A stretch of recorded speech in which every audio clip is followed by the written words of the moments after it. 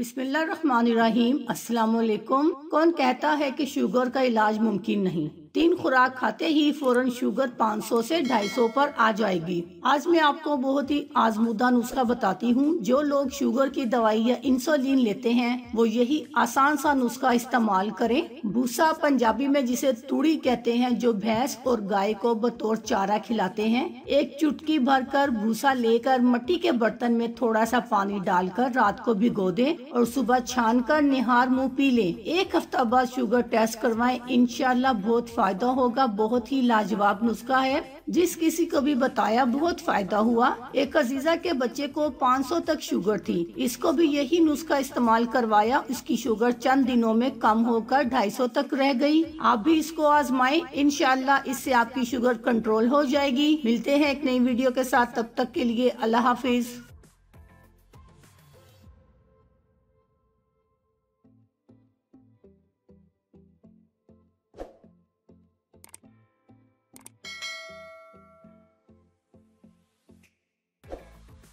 अगर आपको हमारी वीडियो अच्छी लग रही है तो हमारे वीडियोस को लाइक करें और अपने सब दोस्तों से शेयर करें और साथ हमारे चैनल ऑनलाइन रेमेडीज़ को सब्सक्राइब करना ना भूलिएगा। मिलती हूँ मैं आपको एक नई वीडियो के साथ, तब तक के लिए अल्लाह हाफिज़।